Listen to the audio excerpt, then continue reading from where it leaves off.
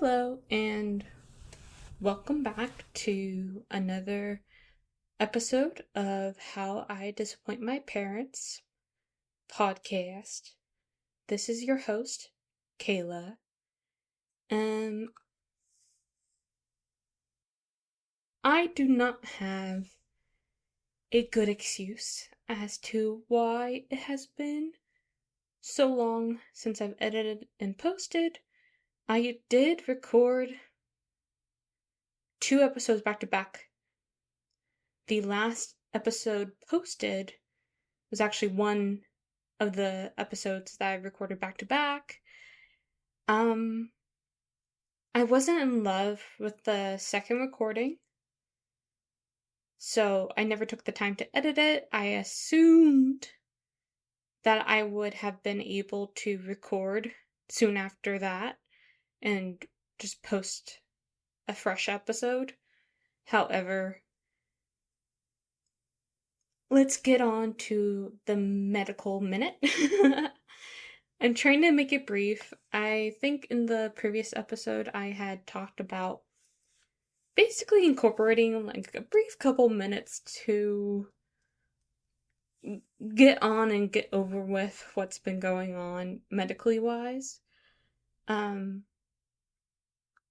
so to start, I had what I think was my very first asthma attack or asthma flare up that did not seem to be allergy related. I'm not entirely certain if I really got into much detail about my asthma in previous episodes. I know for certain I talked about my allergy shots. And so I have asthma. I've had asthma since I was 17 or 16. I think I got diagnosed in 2018. Um and how that came to be is really hilarious, kind of looking back on it now. Um, only for one story, only for one short story do I find what happened back then funny. Um, let's just say I would wake up and get ready for school, get ready for the bus, and I would I would cough so much that I would be left falling to the floor, gasping for air. And this happened roughly 2 or 3 times until my parents took me to the ER the one morning and I was getting treatment for what they believe is an asthma attack. So they took breathing tests, and they believed that my bronchial tubes were swelled and inflamed. So I got steroids to reduce that inflammation. I got an emergency inhaler, and they deduced it to be reactive airway disease, which all these years later, looking back on it, it was kind of just a blanket term until there was more testing to do. Um, so I, from then on, only had a primary care doctor uh, prescribe my inhalers and such. And I didn't really need my inhaler really at all. Like it was very sporadic of when I felt like I needed my inhaler. I swear there's a lot of months that went by without me even touching it. So I had to I guess prime it again. Now, the short story that I still find amusing is how I had participated in a 5K walk, a fundraising one, and I was walking with the club president. I was part of a club, and me and her were volunteering to participate in this 5K and raise money. And so I was walking alongside her, and it was a spring day. It was really hot out. We were walking side by side, no running, no running at all. I was very overweight. I we do not run, we walk. And so I'm cracking up jokes. I'm being I'm being very chatty. I'm making her laugh, and I'm having a great time laughing too. All of a sudden, I start coughing, and I start coughing really hard, and I collapse onto my knees, and I am terribly amused at this point that I laughed so hard, I started coughing, began gasping for air during this public walk. I did get surrounded by strangers asking if I was okay. And I just all I could do at that moment was just nod because I was struggling so hard to just catch my breath while still being very much amused that if I died right now, it would technically, in a sense, be, I died from laughter. Which seems like such a great way to go out. And of course, as I tried to mention a little bit ago, is that these asthmatic occurrences happen so rarely that I didn't even think to bring my inhaler. I was, as I put it, raw dogging it. And now that I said that out loud, I must remember to not make this child friendly when I post it. So that was my little tidbit of background history of my asthma. And even from that point on, that instance, that short story, I barely had any instances of needing my inhaler up until the last 2 years. And that's when I became more dependent on my inhaler, and I've sought to go to an allergist because I was told growing up, I did see an allergist in high school, that it probably was allergy-induced asthma. So, here I am. It's getting colder. This asthma attack took place in the beginning of November, where I couldn't catch my breath. I took my steroid inhalers. I took my regular albuterol inhaler. I had a great allergy management going on with taking 2 Zyrtecs, Singulair, Flonase, another nasal spray, and nothing was making me feel better. I even started taking a mucus thinner because I was having so much built up mucus in my chest, my throat, my nose, my ear felt clogged. I was feeling sinus issues.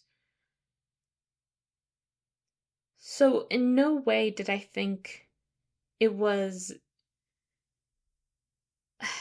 I didn't think it was an asthma attack still. So I kind of postponed doing anything about it until a couple days later, where nothing was still working, nothing was making a difference, and of course I start Googling, I'm like, these are my symptoms, and everything's pointing me to cancer, death, or an asthma attack. So I'm looking it up, I'm like, well, when is it? What do I do about it? And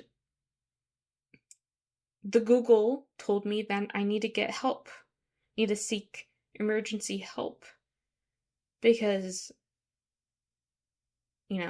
breathing is critical to survival. And so it wasn't until a Sunday night, and I was way past an urgent care, where I kept psyching myself out of doing anything, because it's not a big deal. I'll get over it. I had medicine. It's not working, but what is the ER going to do that I'm not doing? Turns out, I did go to the ER, I did, because I psyched myself out, but not enough. So I was feeling some sort of urgency and a lot of regret for waiting so long to get help, because I was at the ER for 4 to 5 hours. I didn't get out of the ER until after 2 a.m. And what they did was provide me a nebulizer, and then they uh, ordered me steroids to take, some prednisone, because they were pretty certain that it was inflammation of my lungs, like all my symptoms and what I was describing, that's what they believed it to be. Um, yeah, so that was my asthma attack or flare up that does not seem to be allergy related. I'm still debating whether or not I should really be looking into a pulmonologist rather than an allergist. Um, so hopefully that doesn't happen again. I do have a take home nebulizer. I do have more instruction to use my steroid inhaler a little bit more often if there is a flare up. Um, but I'm still working on, like, when is that point to where I need more help breathing? Because, like, that albuterol inhaler, for example, the instructions will say use as needed every 4 to 6 hours for wheezing or shortness of breath. So, I don't know. And of course, I have my horrible habit of talking myself out of what I'm feeling, what I'm sensing, etc. So that's part one of the medical minute. And part two is that I had gone to a imaging place to complete order, a imaging order from back in July to look at my ovaries to see if there was any uh, cysts on my ovaries, because I had an inclination that I might have PCOS. And what PCOS stands for is polycystic ovarian syndrome. Sorry, I had to think about the S, what the S standed for. And my concern was because all of my sisters, except for one, and my mother, have or had PCOS. I say had because my mom has a, my mom had a full hysterectomy, so PCOS is no longer a concern of hers, and so that leaves me with my two siblings that have confirmed PCOS. And I was having heavy, painful periods, and so back in July, that was a concern of mine. She placed an order. I really didn't like that experience. I'm pretty certain I talked about my OBGYN visit a couple episodes ago. So, good luck finding that medical minute. And so I get that done at a local imaging lab. And I'll have to say, the lab I go to, the nicest, most efficient, most compassionate women that are there helping me. It was fantastic. I will say, be wary if you're doing a inner exam down there, because she pressed hard on my bladder. She I think she reset my steel bladder. I won't lie. I think she did. All the pressing and stuff. I was never the same since.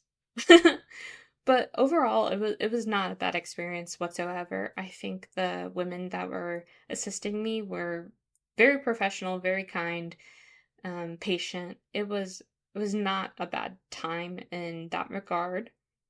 Mm. I'm not usually uncomfortable with that sort of thing, that very private experience, because I don't know, I guess I'm desensitized. This is totally not if you're a guy to be tuning into this section.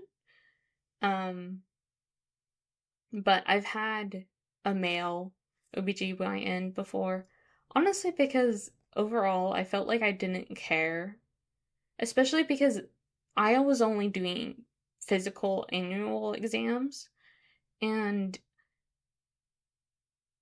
it felt like it was going to be a quick thing, not a big deal, go in, go out. And my first OBGYN being a male, like, it was that simple. It was that simple, that easy. Um, yeah, so obviously, if you're not comfortable with men being around there, that's fine. That's fine.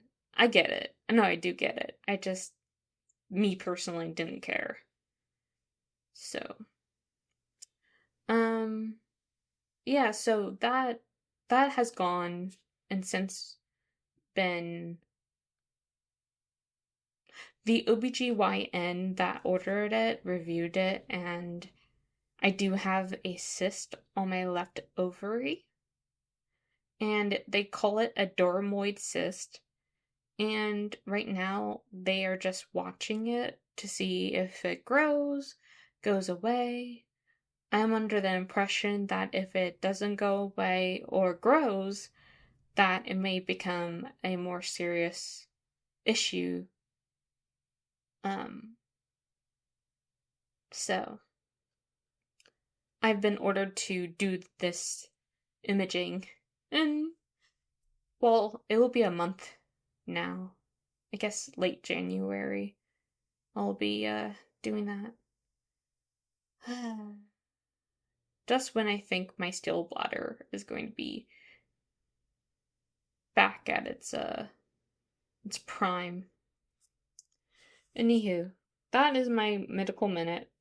Um, I know by the time I get around to editing this, Thanksgiving has well passed. We are in the Christmas spirit, and I just wanted to touch on Thanksgiving real quick.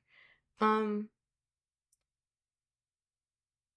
I find it very amusing how a lot of the country has skipped over Thanksgiving, or on the internet has made it historically incorrect of the events of Thanksgiving itself. Um, I know the past of the past of indigenous people and Columbus and his people. It's a very, very dark time, but Thanksgiving is not, it's not, it's not about celebrating that. That's not what it's about. And there is I guess, a religious aspect to it, in the sense that you are being thankful, and some people practicing religion thank, like, God, especially if you're a practicing Christian, you are coming together at a table saying grace. Now, that's not my family's Thanksgiving. We don't gather at a table and say grace.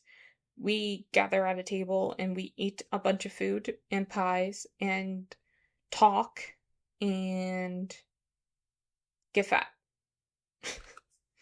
That is my Thanksgiving with my family. And I feel that people are, in the general sense, people are skipping Thanksgiving, and going straight to Christmas. At least consumers, consumerism, capitalism is. It was the beginning of November. Actually, I think sometime in October, I was seeing Christmas decor trees being set up. I think I was at Lowe's. And I guess whatever brings them the profit. And I'm not a big, oh, Thanksgiving, it's a good time. I mean, for my family, it is usually good food, a good time, coming together. Um, I used to visit my aunt in New Jersey for a second Thanksgiving, and I always enjoyed it. Um, Especially because I got to see my other extended family members. So, I can't complain. But yeah, at least I struggle with people mm, spreading misinformation over Thanksgiving and what it is and what it was. Um and again, it's not to hide think whatever. Yeah, I guess I'm being sensitive about it. And yes, I do know that not everyone celebrates Thanksgiving. I mean, my partner's family doesn't. So, that's just my little pet peeve. Anywho, I was having this really good conversation with my boyfriend's sister, and so her mother she's very spiritual. She practices her religion, praying, following the the faith, the gods' teachings. Um, but his sister does not. His sister um and I were having this very, very heartwarming moment where we were kind of, at least I felt like we were kind of on the same page about it'd be nice to have a religion or something to believe in that's greater than ourselves and have, I guess, a community around that, or I guess something to ground you. And so I had joked about religion shopping, which it has to be a kind of a thing because this girl in my school district, we came from elementary school, middle school. I think she moved out. Oh, sorry, I think she moved away before high school, or maybe the beginning, like ninth grade. And we are still Facebook friends, I believe. And she has became she has become a Muslim, and she has changed her whole name and everything. So that's my point. You can definitely religion shop. Um Again, I don't know her. I know she was very out there, and in the sense that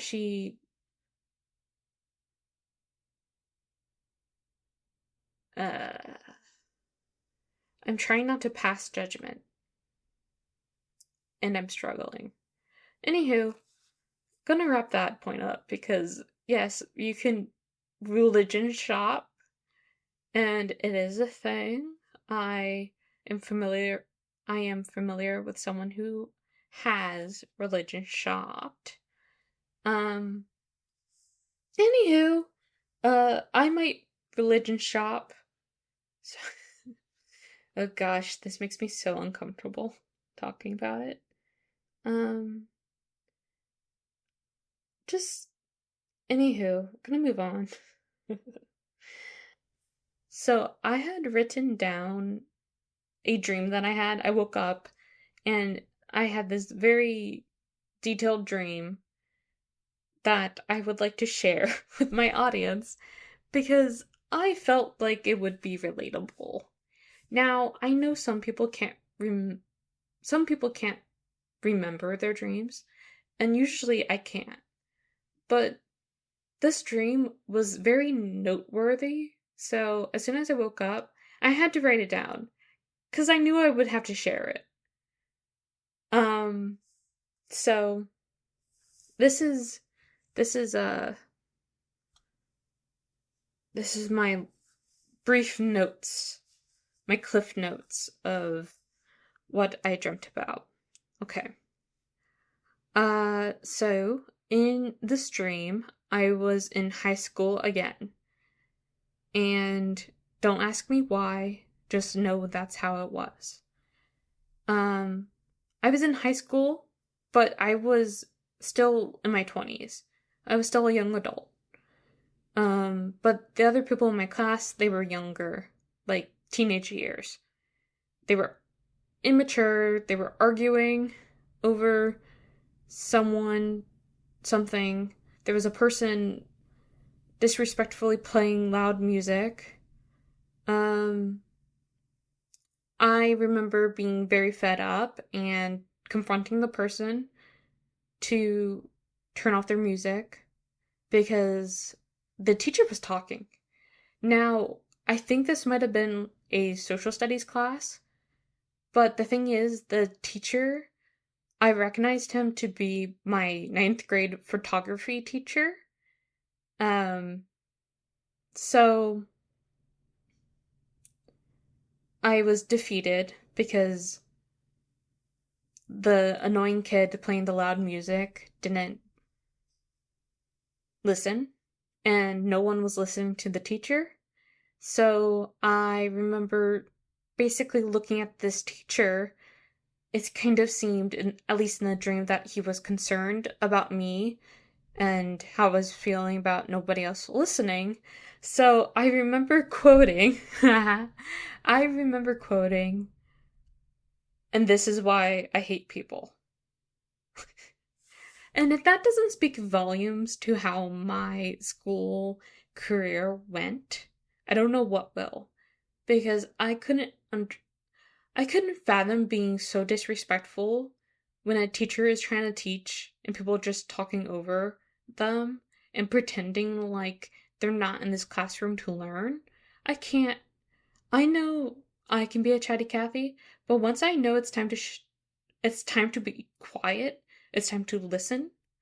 I'll be my gabber is shut, completely glued, because uh, I think one time I was reprimanded from reprimanded for socializing, I guess. I am sure it was me and a friend telling jokes and giggling. Um, and it was a time to be quiet, class is starting. Um, so I would say ever since that day I was a good student, but I'm sure I did make mistakes too. But for the most part, I would say 99% of my school career, I was listening to instructions, following directions. Um, Anywho, so that was that dream where I was reminded where I was reminded how much I didn't like people. And by people, I mean my fellow classmates. Um, so apparently I also wrote down notes for the other dream I had. And this dream is going to get very weird. I am very happy that I've determined earlier in this episode that I would basically not mark this episode as child friendly. So this dream, the premise is that I guess I was in a situationship, and this situationship, I was together with a best friend's boyfriend, but they were still seeing each other, this best friend and I guess my boyfriend. They were still seeing each other, so I dumped them. I dumped him, and then I guess my current boyfriend, partner, soon to be official fiance, was in this dream too. And I guess I was pleading my heart out to my boyfriend in this dream. I guess trying to win him back. And I guess my ex-boyfriend, the one that was still seeing the best friend, he was fighting with my current boyfriend in the dream, arguing about banana sizes. And they were arguing, and I suppose I got tired in the dream of them arguing. So to end this fight, I said in the dream, "It's what you do with it that matters." End scene. So yeah, I kind of wish I was, you know what? I'm glad this happened. I am glad for these dreams and that content, let me tell you. Yeah, so I think I'm gonna wrap up this episode about here. And if you enjoyed this episode, the content of my dreams, if you want to relate to my medical minutes, honestly, it should be relabeled to my medical drama. Medical minutes or medical drama? You let me know. And